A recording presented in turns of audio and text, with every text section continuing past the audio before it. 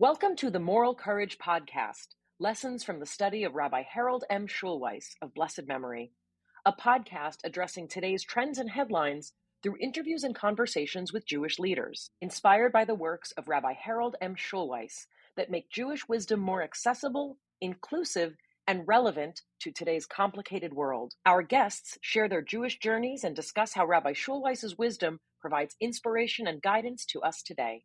Hosted by Rabbi Ari Averbach, Senior Rabbi at Temple Etz Chaim in Thousand Oaks, California, and board member of the Harold M. Schulweis Institute, an affiliate of Valley Beth Shalom in Encino, California.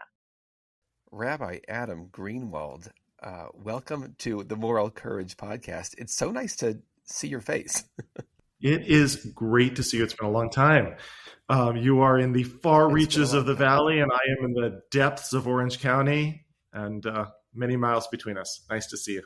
Yeah, nice to see you. But we have so many people in common. How many people I meet either at summer camp or at my shul. Last week we had a bar mitzvah, and there were people from Orange County, and of course, you're one of the names that I name drop. I'm kind of worried. Nobody has anything bad to say about you. Everybody loves you. You have... Would you like me to connect you to some of the people who do have things to say? I am more than happy to connect right now. Maybe you could even take them. You're one of the first people who went from being my classmate to my rabbi. You were a few years ahead of me in school, and so I knew you as a rabbinical student who, even though we're close to the same age, I'm older, but I looked up to you. And then I was a member of IKAR, and you became, the intern and then the rabbi at IKAR. I was there for your interview weekend. It was the first time I'd ever seen an interview weekend. It was just really neat to see somebody who is a student then become a real rabbi. That was a neat transition for me. I got my wings. I think it was 2 years ahead of you in school. Maybe does that sound right? So just a click, Something like that. I don't know. Right, but enough for me to see you as a student, somebody who's going to classes and figuring out what it means to be a rabbi, to being a rabbi, and at IKAR, which at that time before it was the behemoth that it is now, when it was still growing and kind of inchoate and trying to figure out who it was, and you were able to kind of help hone their voice. I was an undergrad at UCLA and went in thinking that I was going to be a poli-sci major and a lawyer. And I did some interning for some lawyers, and none of them seemed that happy with being lawyers. And I was trying to figure that out. And in the meantime, I was going to an awful lot of classes at UCLA Hillel, largely for the copious and low-quality kosher pizza. I went to Pizza and Parsha and Pizza and Pluralism and Pizza and Talmud. I earned this physique and really just fell in love with Jewish learning, and graduated from UCLA. Didn't know exactly what I wanted to do next, and applied to rabbinical school almost on a whim, thinking I like doing Jewish learning. I remember a conversation with my parents where they said, "You want to be a rabbi?" And I said, "I don't know if I want to be a rabbi, but I'll go for a year. I'm 21. I'll go learn." And 1 year turned into 2, turned into 5, and then they pushed me across the stage and told me I was a rabbi. I feel just incredibly lucky to have, when I was really young and stupid, now being older and still a little dumb, but when I was really didn't know what I wanted to be when I grew up, I stumbled into incredible mentors, people like Rabbi Artson and Rabbi Cheryl Peretz and Rabbi Browsity Carr and Rabbi Feinstein, who was actually the first rabbi who I ever met. I met Eddie Feinstein when he was director of Camp Ramah, when I was a kid, and we started going to Camp Ramah family camp. We were not part of a synagogue, but my dad, who was a newspaper reporter at the time, a fellow reporter, would go up for a week every summer to Camp Ramah, and we went along with him. Rabbi Eddie introduced himself on the first day of camp as, "Hi, I'm Eddie. I'm Enchilada Hagadol around these parts." And my father still refers to himself occasionally when he's in a certain mood as Enchilada Hagadol. And so he was the first rabbi I ever met, and my last teacher on my last day of rabbinical school. Wow. Just stumbled into having incredible mentors who helped shape this journey for me. Sure. Wow. And when you were at UCLA, were you, aside from pizza and parsha and pizza and pluralism and pizza and toppings, Everything. were you also davening? Like, did you know how to lead services? Did you, or was that in rabbinical school? You're like, oh, I was the Jewiest kid I knew growing up in Long Beach, California. I was in a high school where my graduating class was 1,200 and there were 5 other Jews. So by comparison, I was the Jewiest. That's actually turned out not to be true, because in my graduating class was Dror Chankengel, who also then went to rabbinical school with us and is also now a rabbi. Yeah. So of the 5 Jews in our 1,200 student graduating class, there were 2 rabbis ordained from Ziegler. But, I thought I was like the ultimate insider at that point. And then I got to college and I met all of these people who grew up in synagogues in Los Angeles and in other places, who grew up going to day school, who knew all of these tunes I didn't know, who knew about holidays I had never even heard of. I remember going to my first Simchat Torah and being like, how can I be the Jewiest person I know and I've never even heard of Simchat Torah, much less knowing all of the melodies. Exactly. Which is one of the, it's sad that we kind of missed that one. We're like, let's go to Yom Kippur services instead of. Absolutely. I learned a lot in college, largely from following around people at Hillel. One of our close mutual friends, Andy Green, who is now also a rabbi, who taught me a tremendous amount about what a traditional Shabbos practice looks like. And I learned a lot in college. Even so, I'm not entirely sure. Rabbi Erickson must have been hard up for students that year, because I'm not entirely sure what business I had starting rabbinical school at that point. I don't think I knew enough or did enough, but they let me in, and I don't know. Yeah. It's that they're good at somehow seeing potential. Like they can see not who you are, but who you might become. Because when I started rabbinical school, I knew nothing.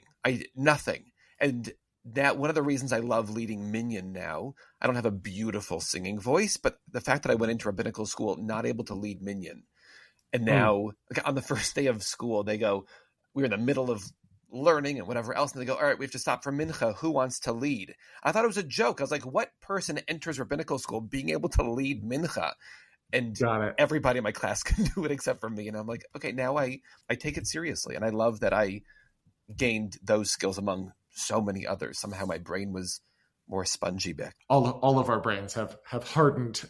But you grew up at VBS, and you grew up, deeply in this world. One of the reasons I grew up at VBS, even though we lived a half hour away if the traffic on the 101 wasn't so bad from VBS. We went there because my parents were in love with Rabbi Schulweis, and they said he doesn't know our name, which may not have been true, but he comes across as a deity. And everything he says at every baby naming wedding, every Friday night service is incredible. I mean, one of the reasons that the Schulweis Institute exists is because Mark Leiner used to go to shul and fell in love with Schulweis at the beginning and started recording his services. Would take out a tape recorder and a microphone during Friday night services and would record them. And so now we have recordings of Schulweis from the 70s and 80s, and on a normal Friday night, right? Like nothing.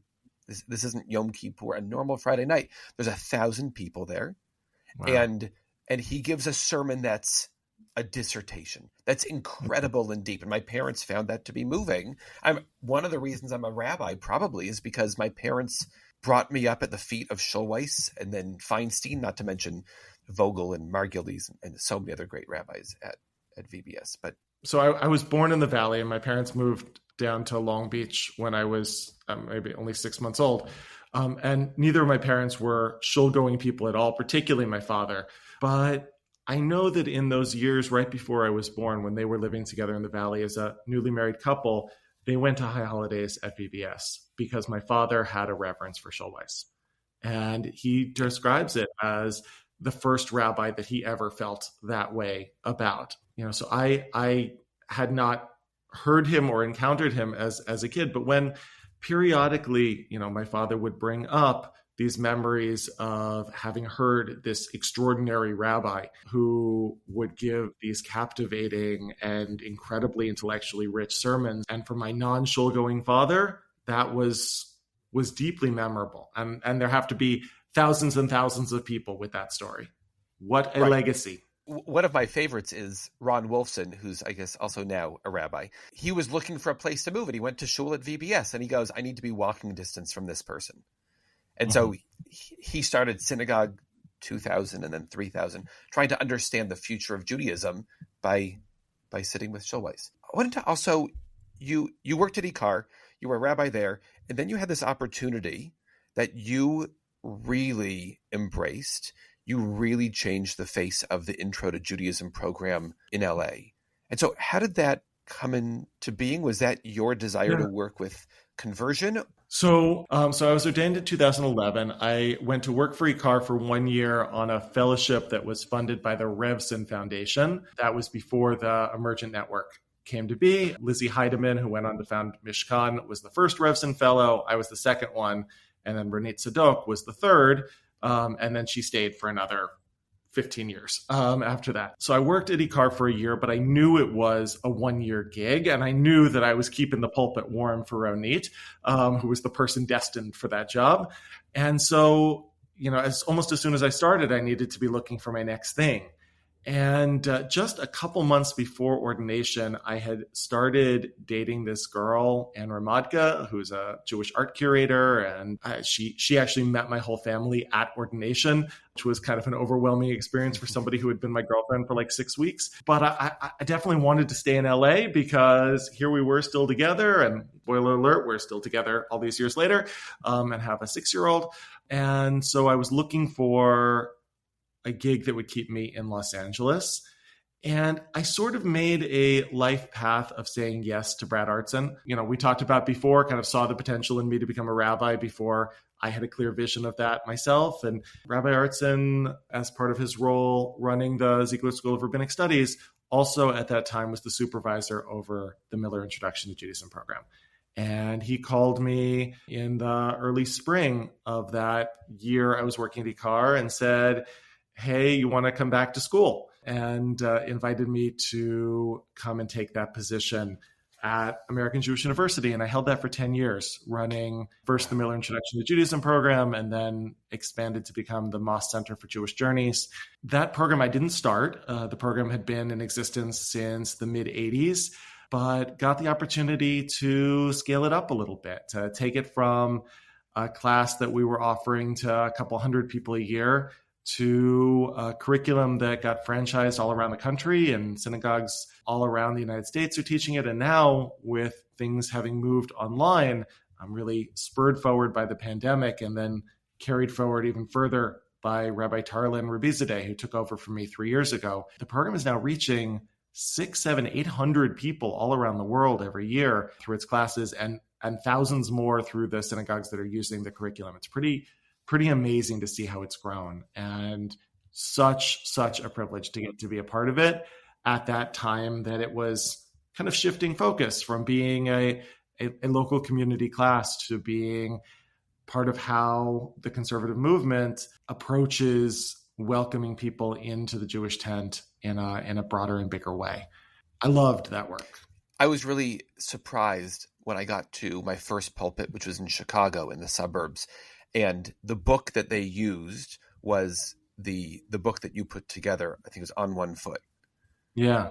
The fact that it was being used elsewhere. And now I whenever there's anybody who's interested in Judaism, whether they're already Jewish and they want to know more, or they're looking for conversion, I send them to this class, and they come back to me every time gushing about how amazing it is, and how not only how great it is, but also the fact that they have classmates in Japan and in Sweden and in all over the world. And one of them, somebody who I'm working with now, finished the class and called me and said, I'm taking the class again. I go, what? She goes, I loved it. I'm doing it again. I was like, wow, that's like, it says something that it's not just like here's the basics, cut and dry, you got to know this, but it makes you fall in love with Judaism and your classmates and your teacher. Well, I think it also speaks to a hunger in people for something that stimulates intellectual and spiritual curiosity. In our gig, we get paid to read and think about things and talk about things and have meaningful conversations. That's such a privilege.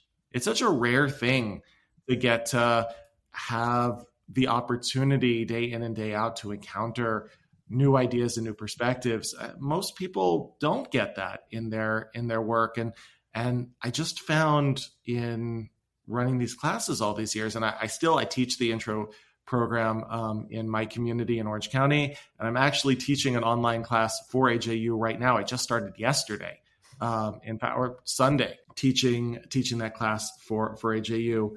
It fulfills a hunger in people to be in real community, to be engaged in meaningful learning. I have had many students do what your student did. Take it again, just simply for the pleasure of the learning and the conversation. One of the reasons I wanted to talk to you, I mean, I like talking to you all the time, but on this podcast, which is about the legacy of Rabbi Schulweis, is because of the number of books he wrote, which is poetry and philosophy and theology and biography and all of these things. One of the books that he put together is called Embracing the Seeker. And it's 57 stories of people who chose Judaism. And it was one of the missions of his life was to change the narrative of Judaism, because we were brought up, all the more so he was brought up, in a world that didn't see Judaism as loving and welcoming. There's this myth of being turned away 3 times, of kind of, we don't even want you here. And to make people feel like Judaism is about love, that Judaism is welcoming and embracing, is and so he put together, and some of the stories in there are incredible, and some of them are people who became rabbis and cantors and synagogue presidents and piano players at synagogues because they fell in love with a Judaism that's different than the one that they were like taught through schools, media, churches. Even synagogues a couple generations ago didn't present such a loving, welcoming Judaism. And to hold up as such a representative of the authentic Jewish tradition. I mean, Rabbi Schulweis was the voice of God for so many people. To say somebody who chooses Judaism is just as Jewish as somebody who happens to have been born Jewish, that's a message that the community needs to hear over and over again. And it needs to hear it from people of the stature of a Schulweis. My first day at AJU, I was interviewed by somebody in the communications department. They were going to write a press release that they had just hired somebody to run this program. And they talked to me for about an hour about my interest in conversion and what I wanted to do with the program and all of that. And at the end of it, this person turned off their recorder and they said, "Yeah, but really between you and me," she said, "you don't really think that they can become as Jewish as we are." I said, what do you mean? She said, "Well, they'll never get the jokes." And I said, "Well, I'm not entirely sure that the entire substance, while I'm a fan of Jewish humor, the entire substance of Judaism is whether or not you and they both equally laugh at Mel Brooks." And I know plenty of non-Jews who can appreciate Young Frankenstein and Blazing Saddles. But I found it to be, in 10 years working this program, such a pervasive prejudice in the Jewish world. This sense that somebody who becomes a Jew by choice is in some way not as authentically a part of the community as somebody who just happened to be incubated in a Jewish womb. And it is so the opposite, I think, of our experience as rabbis, encountering people who are choosing this path as adults and devoting themselves to the learning and affirming their place in the community with such fervor and passion. It's something that we really collectively need to be working on, deprogramming our community out of an old prejudice and into a recognition that anybody who chooses to become a part of this community ought to be seen as a role model rather than as a compromise or secondary. I don't know how it is in Tustin. I'm surprised by how many people here I didn't know were Jews by choice. I didn't know converted. They're just such a part of our synagogue. And so one of them came up and asked if he could give a drash. And of course, I love sharing the bema, having other people give a sermon one week. Great. And he gets up there, and during his talk, which was beautiful, he talked about how he was, by the way, my sister and I converted to Judaism, or as we say it, we're Jews born to non-Jewish parents. Mm-hmm, mm-hmm. And I loved that phrase. I'd never heard Jews born to non-Jewish parents. And it was a surprise to me because I know this person as somebody who comes to shul and davens and has a beautiful, like, interesting talit And it's always surprising. And sometimes like a religious school teacher will say, well, I didn't grow up Jewish. I was like, what? I didn't know. Yeah. They don't stand out. This isn't like, what was the movie from the 80s where Melanie Griffith is playing a somebody who's trying to be, hide as a Jew. And the joke is that she stands out. And there's people who look like all sorts of Jews in our community. I don't know who's born Jewish and who's converted. As it should be. Last year from the pulpit, my cantor partner asked to give one of the sermons on Rosh Hashanah and did it in honor of the 10-year anniversary of her Beit Din. And she shared really profoundly. It was the star sermon of that high holiday season, shared her journey with a community, many of whom did not know that they had been led week in and week out by somebody who was not raised Jewish and in fact was raised in an evangelical Christian background. It was the star sermon not only because it was brilliantly written and delivered, but because it empowered so many people in so many different ways to own and be public about their own identities and their own journeys. And that's the gift that people who go on a journey like this give by being public about it, is it empowers others to feel that that they don't need to carry shame about where they come from, that they can embrace their story as a vehicle for pride rather than something that they need to be apologetic about. Yeah. So I didn't know that Rabbi Schulweis had written this book of profiles of converts. I'm so glad I need to find that book, because I think it's just so profoundly empowering for people.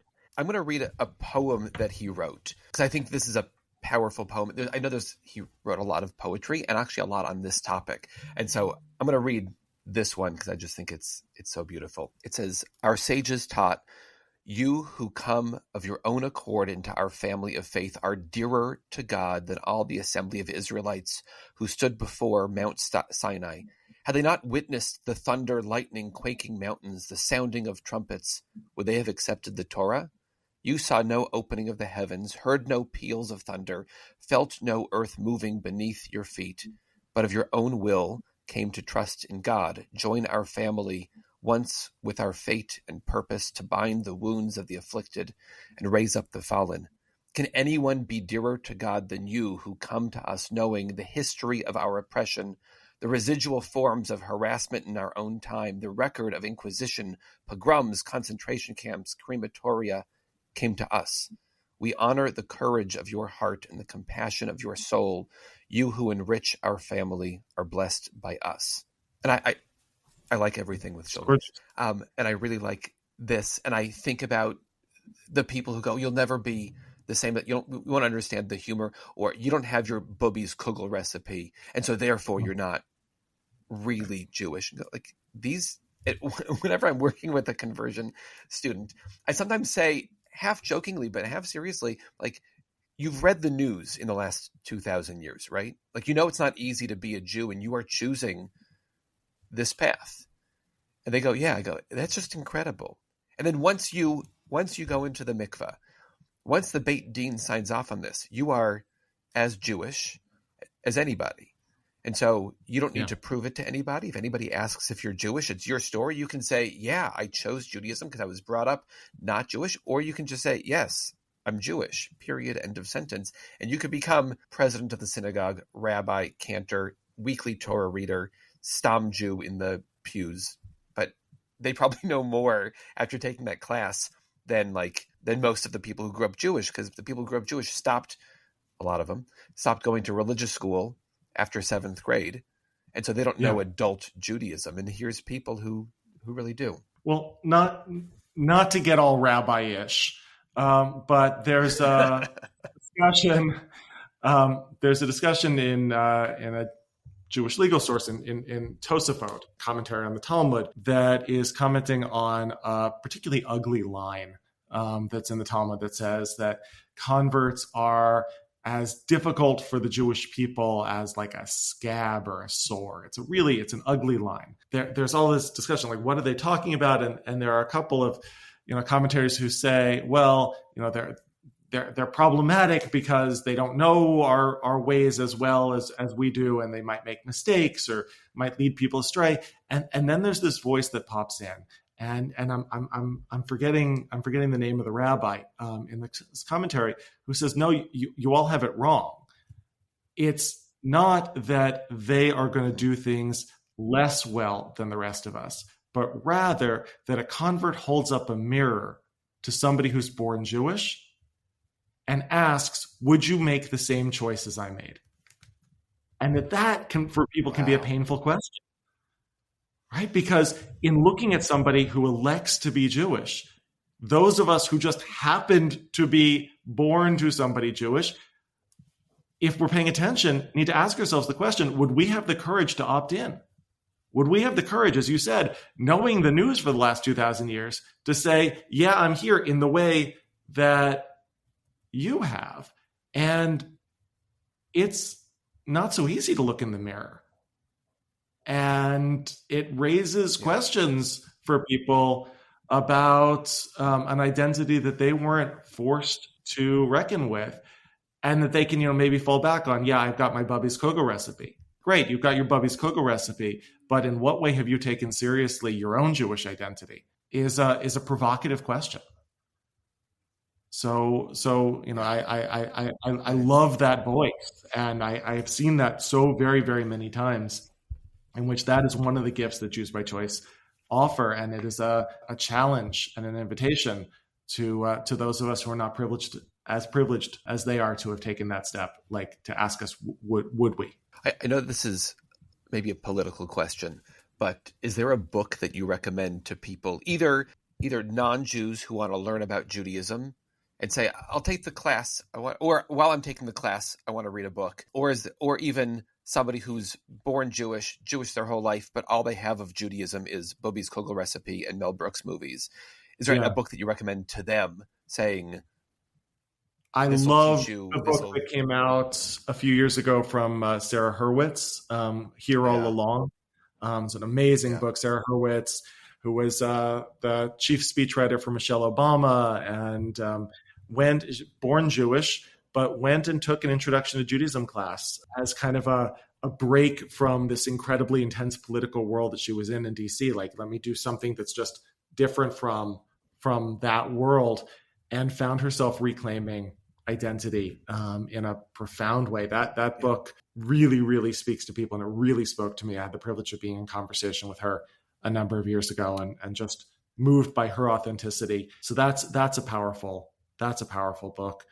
That's a great answer. I just heard a podcast with her that was like, I was like, oh my gosh, she said everything that I needed to hear. So that's great. She's extraordinary. You said, was there another one? I mean, there is a whole library of books out there. What I tell people who are interested in going on this journey is that much more important than sitting and reading or watching YouTube videos or listening to podcasts, no offense, is getting out and being with the Jews, right? How do people learn about being Jewish and figure out if this is something which fits them and fits their soul? Well, you can't get it from books. You can't get it from listening. You have to get it from the participation in the community. And so just as you sent many, many people to my class over the years, I sent many, many people to your show, because I knew that when they came to Eitz Chaim, that they would find a really vibrant Jewish community, and they would find a rabbi who would see them and care about them, and they would find other Jews who would invite them to sit with them. And I had many students over the years come and find a home with you. And that's where the rubber meets the road, is in participation in the active life of Jewish community. There's our director of education here will say a similar idea, which is you can Google any piece of information. You can look it up wherever you want. You want to know why you light candles on Friday night, you can look it up. You want to know what Judaism says about any topic, you can look it up. She goes, you can't Google a feeling, right? You come to shul, you go to a Shabbat dinner, you stand around and light Hanukkah candles with people as these little kids are singing the prayers. You feel something which you're not going to find in a book. You're not going to find online somewhere. You're not going to find in a podcast.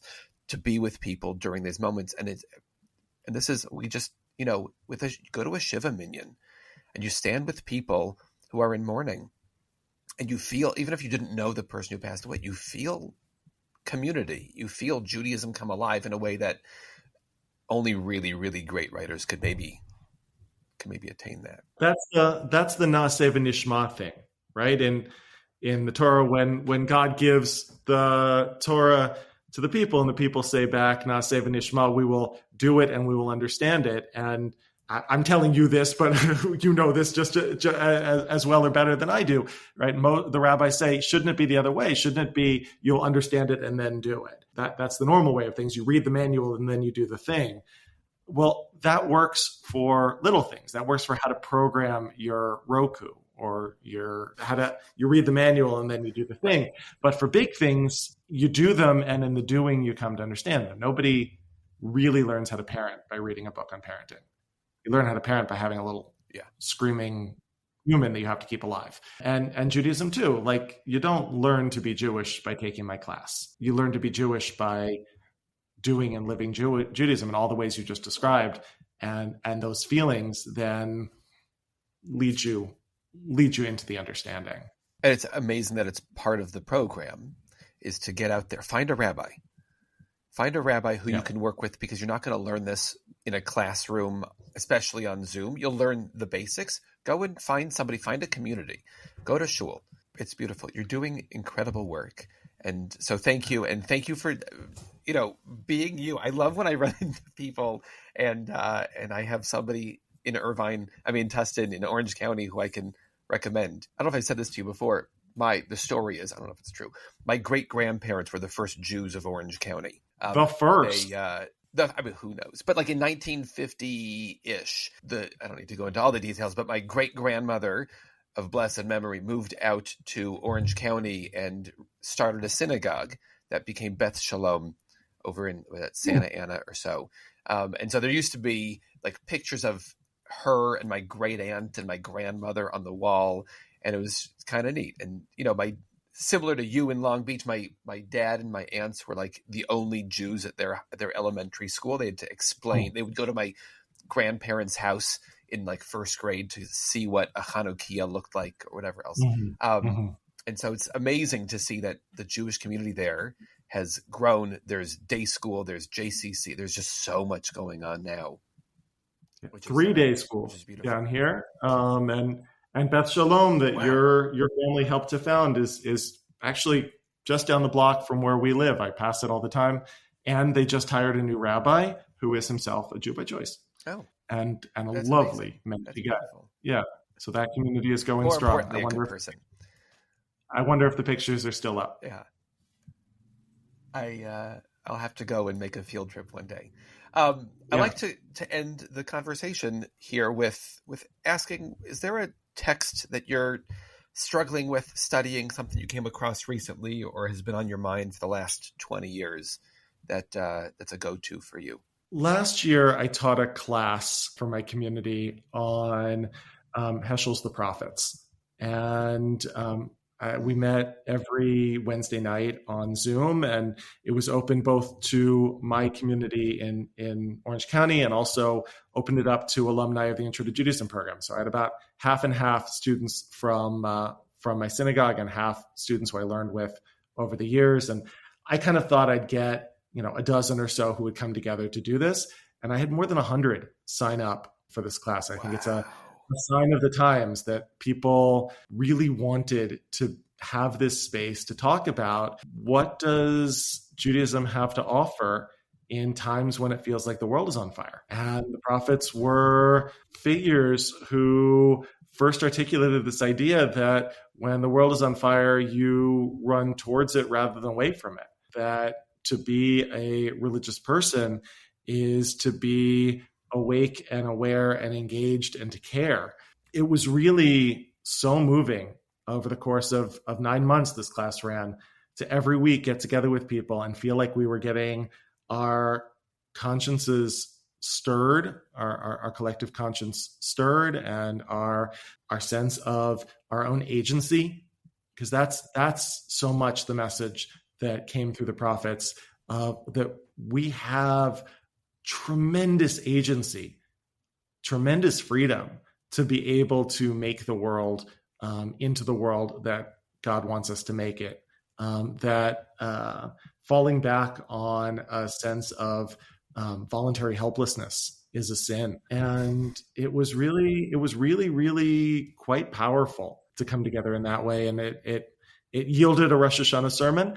So I was grateful for that. I know that, Rabbi Schulweis would start preparing his sermons famously months and months in advance. I had never done that before, but having spent those many months with Heschel and with the prophets, it was meaningful to me to be able to offer a summation to the community on Rosh Hashanah.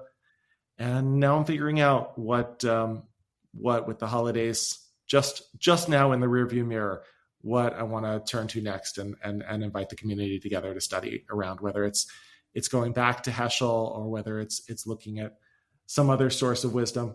I don't know, maybe a Schulweis cover-up would make sense. What would you recommend if you were inviting somebody to get together and study a piece from Rabbi Schulweis's legacy?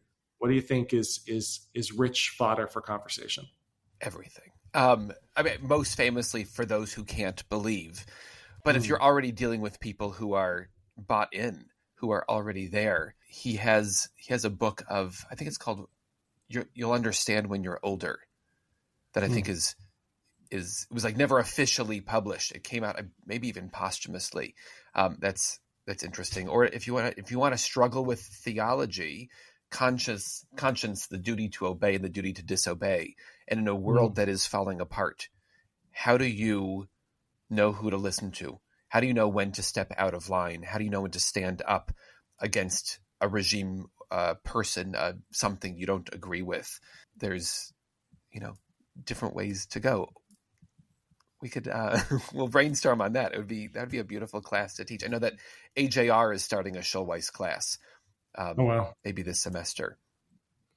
That book, for those who can't believe, teaching. So that book, for those who can't believe, was really important to me in college as I was trying to find my way to rabbinical school. So I was somebody who was raised with a very strong Jewish cultural identity, but not raised with God at all.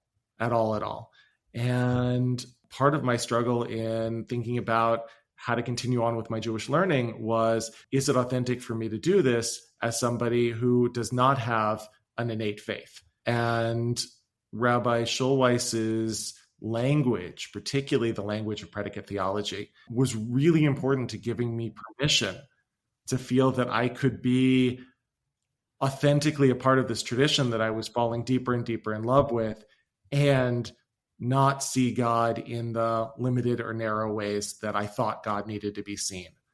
I actually remember where I was sitting at UCLA upstairs in the library at one of those little study desks with the essay toward a predicate theology. I remember sitting there and reading it and just feeling this sense of,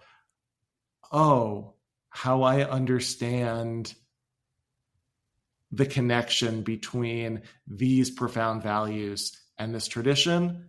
That is a theology. I can count on one hand the number of essays like that I have a memory of reading. And I remember reading his words. So while I only met him a handful of times in life, he is with me as a profound teacher through those writings, really in giving me permission for everything that came next. It's amazing how many people I talk to still say they don't believe in God when I ask why. And their answer is, because I don't believe in a man in the sky who has a list of who's naughty and nice. And I was like, yeah, it's just weird. I didn't grow up with Santa Claus as God. I grew up with a Schulweisian predicate theology where God is what we bring into the world. God is how we act, how we treat each other, how we look out for the stranger, the orphan, the widow. And so I grew up with his. I'm still surprised that I'm like, how are you still believing in this God that I can't believe in? And so it's beautiful that the legacy lives on even to those who didn't learn it from his sermons or from the shul, but from kind of his writings, his legacy. That is the gift of a great master, who could put out Torah in a way that that expands the circle of those who can be impacted by its ideas. Rabbi Greenwald, thank you so much for being with us to talk about Schulweis and theology and the work that you're doing and Keruv and everything. It's just always nice to see you and hear from you. It's, when I'm looking online for sermons, after Rosh Hashanah, sometimes start looking at what other people do, and I get to hear yours sometimes, and it's just always a treat. So thank you so much. That's really, really kind. I'm grateful for this conversation. I'm grateful to have you as a colleague and a friend. Look forward to hopefully crossing paths in person sometime soon. Thank you for listening to the Moral Courage podcast. We are produced by the Harold M. Schulweis Institute at Valley Beth Shalom, which supports these podcasts in addition to educational programs within Valley Beth Shalom, the Schulweis Library, changing exhibitions at the Liner Chapel at VBS, Jewish World Watch, and the Jewish Community Children's Choir. The Moral Courage podcast is hosted by Rabbi Ari Averbach. Our consulting producer is Esther Kostanowitz. Our technical producer is Eric Weiser. We are grateful for the support of the Institute and Haley Lazitsky-Weiser at SadCon Productions. To learn more about Rabbi Schulweis or to make a donation to help support these podcasts, visit the Institute website at hmsi.info.